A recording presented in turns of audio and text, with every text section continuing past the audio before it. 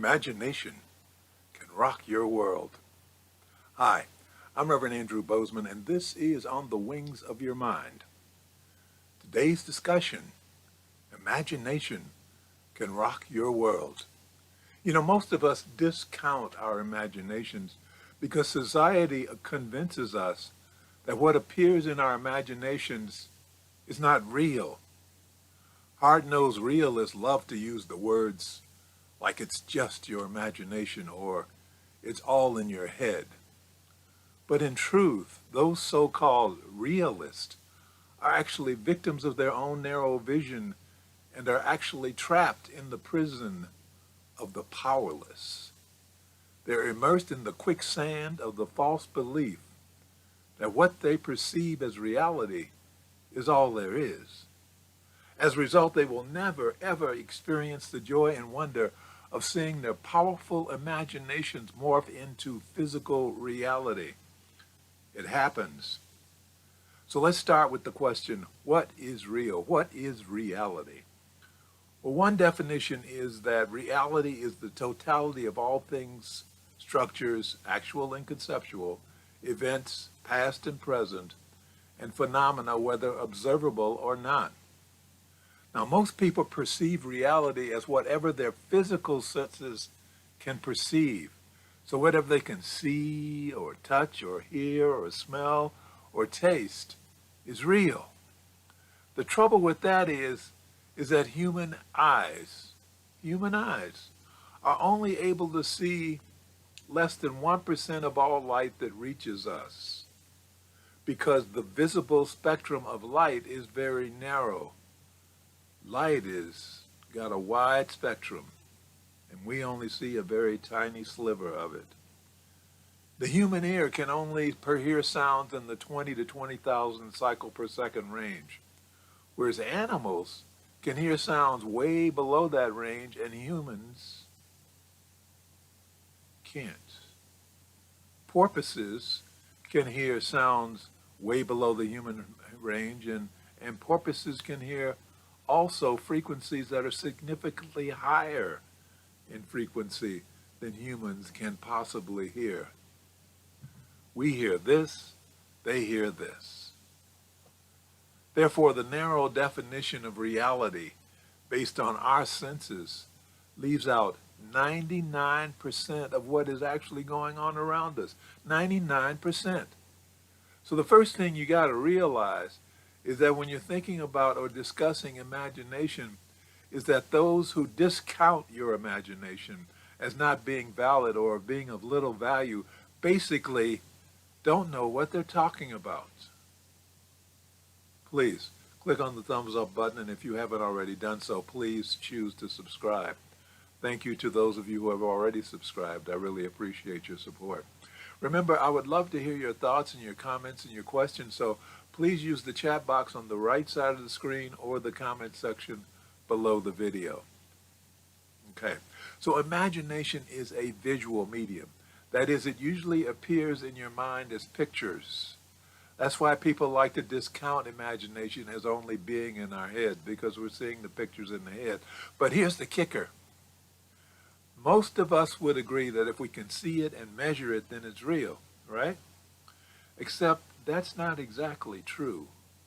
According to scientific studies, what we supposedly see with our eyes in reality is actually a construct. It's what our brain is constructing based on the input from our senses. It's not like we see in a photograph, you know, it's a photograph here and it automatically goes, no. What we see is actually based on complex calculations inside our brain that are interpreting the information coming into our optic nerve, just like ones and zeros go into a computer to create what we see on the computer. Hey, data comes into our optic nerve and our computer translates it into a visual image. We have to train ourselves to see. That's why babies stare so much, because they're learning how to construct the visual imagery of what's going on around them. So contrary to popular belief, Our interpretations, our visual interpretations are not clear and they're not objective. What we see with our eyes is affected by our belief systems, our training, our experiences. That's why different people can watch the same events and see something different. That's why eyewitness accounts are not always reliable, because our belief system and our conditioning changes what we're looking at to fit our preconceived notions of what we should be seeing. That's why the little challenges on the internet, like the one that asks, what color is this dress? They have so many people disagreeing. Why? Because nobody sees the same thing in the same way. We all see things a little differently because our brains are recalculating. Our brains are interpreting.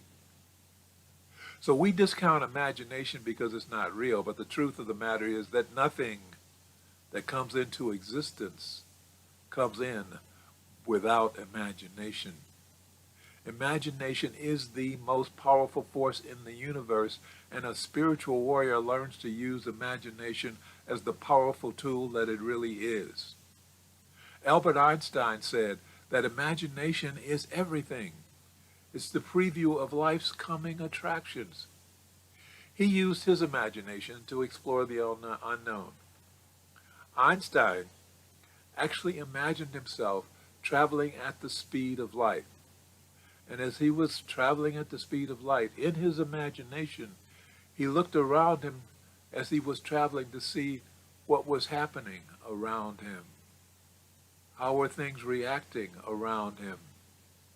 And when he came back from his imaginary trips at the speed of light, he was able to create his famous theory of relativity, which changed the world of physics. Imagination. When advocating the power of imagination, Einstein went on to say, imagination is more important than knowledge, because knowledge is limited, whereas imagination embraces the entire world. Neville Goddard, the visionary metaphysical teacher of the early 20th century, said, imagination is God. Neville Goddard taught that our imaginations are our deeper inner consciousness communicating with us, and that deep inner consciousness is actually universal consciousness, and universal consciousness is actually infinite intelligence, and infinite intelligence is actually God. Invention after invention after invention was based on imagination.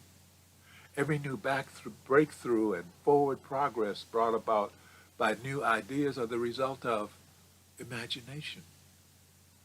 Elias Howe, the guy who invented the sewing machine, when he worked on it, he had a big problem because he couldn't figure out what to do with the needle. The needle wasn't right. It wasn't working. The needle had to be able to insert the thread into the cloth, anchor it, and then move on to the next stitch. He couldn't get it to do that. He couldn't figure out how to do that. But finally, in a dream, he saw himself being attacked by a hostile jungle tribe. And as he reviewed the dream, he noticed that their spears, all of their spears, had holes in the tips of their spearheads. So when he awoke, he realized that the hole in the needle had to be at the tip of the needle instead of at the back end of the needle like a hand needle. And it worked. When Thomas Edison worked on his inventions, he devised a way to tap into his imagination to help him solve problems. What he would do was that he would lay down and take a nap. He had a cot in his laboratories. And he didn't want to go deeply into his nap. He just wanted to go to the edge of his nap.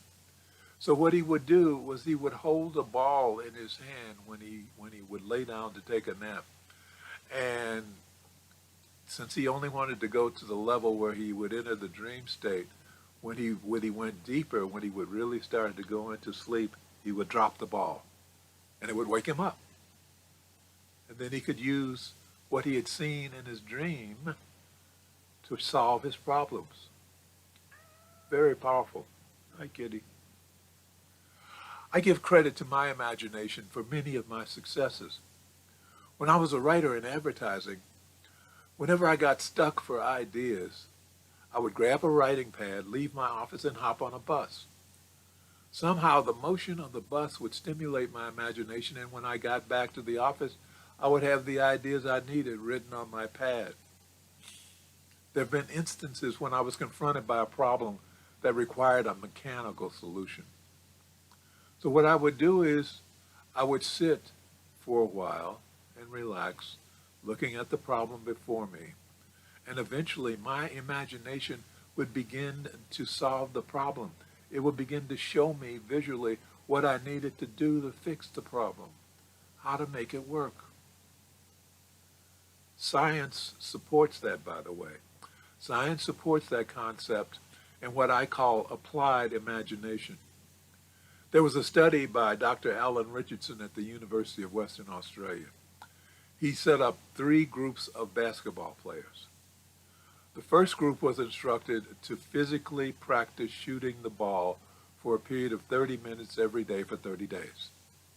The second group was directed to practice shooting the ball every day for 30 minutes for 30 days, but only in their imagination. They were to sit there quietly, and they were to see themselves shooting the ball and making the shots. If they missed, then they were to make corrections mentally until they succeeded in making the shots. And they would do it over and over again for the prescribed amount of 30 minutes for 30 days. The third group got no practice at all. They didn't think about it. They didn't shoot any basketballs. They just went on about their day. At the end of 30 days, well, first of all, they were tested at the beginning of the experiment to see what their skill level was. And then they were tested again at the end of the 30-day period to see if there had been any improvement. Well, the first group that had physically practiced improved their success rate of making the baskets by 24%. The second group, who had practiced only in their minds, showed an improvement of 23%. The third group, who didn't practice, didn't have any improvement whatsoever, but they weren't supposed to. So why did those who only used their imagination improve almost as much as the ones who did the actual physical practice? Well, the first thing you have to remember is that in the world of imagination, your brain doesn't really know the difference between imagination and so-called reality. Your brain doesn't know. Why? Because what you see in real life and what you see in your imagination are created in your brain using the same mechanism to formulate the images that you see. So your brain constructs reality using data from real life or from imagination. It doesn't know the difference. It doesn't know the difference. So if you use your imagination to build images of something you really want to see in your life, and if you build those images with passion and energy and belief, and you build those images with as many sensory aspects as you can muster, that means, how does it feel to be there? What sounds would you hear? Would there be a smell that you might detect? If you apply your imagination like that and you do it over and over enough times, you know what will happen? You will attract that imaginary situation to yourself to become physical reality. Remember, the universe is made up of energy. The universe is vibrating all the time. All the things that exist are made of energy. All the things that exist are made of vibration. So in the world of energy, everything is in motion. So to you, it looks solid and permanent, but it is not. Believe me, it is not. So, my fellow spiritual warriors, I urge you to stop the destructive practice of shutting yourself down by saying it was just my imagination. No. Because your imagination is a powerful tool of manifestation. Believe in it. Trust it. Use it for good. Tomorrow we'll talk more about how to empower your imagination as a tool for growth. In the meantime, forgive others, forgive yourself in order to remove all the internal blockages that you have. And then imagine. Let's close with prayer. Thank you, Infinite Intelligence. Thank you for bringing all of us together in this life so that we may become spiritual warriors and join in the work we have come here to do. Thank you, Infinite Intelligence, for bringing us into this space of awareness and a deeper understanding of ourselves and our relationship to life and infinite intelligence. Thank you for showing us who we really are. We open our minds and hearts to the truth of our being. We are the children of God. We are individualized expressions of infinite intelligence. And because we are part of the greater whole, we're beginning to understand our value to the continuity of life on this planet. As we become channels of your power, infinite intelligence, we can feel your presence within ourselves and within our lives more and more. We know that as we feel your presence within our lives every day, we will rise because we are no longer cut off from you by being immersed in the darkness of fear, anger, and the pain of unforgiveness. So we are now restoring our connection through the grace of forgiveness, knowing that as we learn to forgive ourselves for the pain we have caused to ourselves, and as we learn to forgive those who have inflicted pain upon us, our connections will grow stronger, and our lives will grow happier and healthier and more prosperous. And for this, we are truly grateful. As above, so below. As within, so without. And so it is. Amen. Again, thank you for watching. Remember to click on the thumbs up button below. And if you haven't already done so, I'd really appreciate it if you subscribe. Remember, I'd love to hear from you, your thoughts, your suggestions, your questions. So please use the comment section below the video.